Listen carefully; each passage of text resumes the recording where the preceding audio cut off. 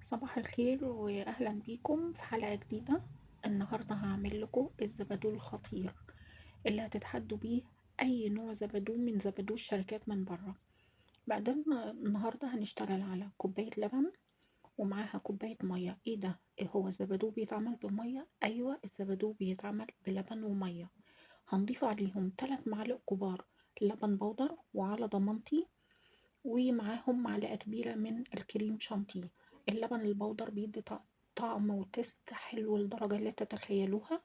معانا هنا باكت فانيليا من النوع ده، رجاء هو النوع ده بس. طيب لو ما عنديش النوع ده، ينفع ان انا احط فانيليا من البودر من عند العطار؟ لا ما ينفعش. طيب فانيليا سايلة؟ لا ما ينفعش. طب لو ما عنديش النوع ده، يبقى خلاص ما تحطيش اي نوع فانيليا تاني خالص.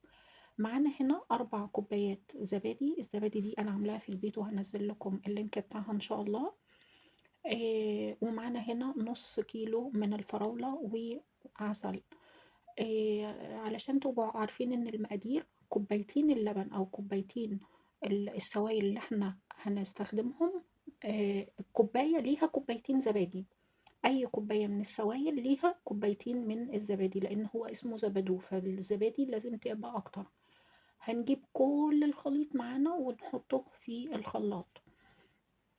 لكل كوباية لبن برضو أو لكل كوباية من السوائل معلقتين كبار من العسل. ما تزوديش أكتر من كده وهيديكي تست حلو جدا.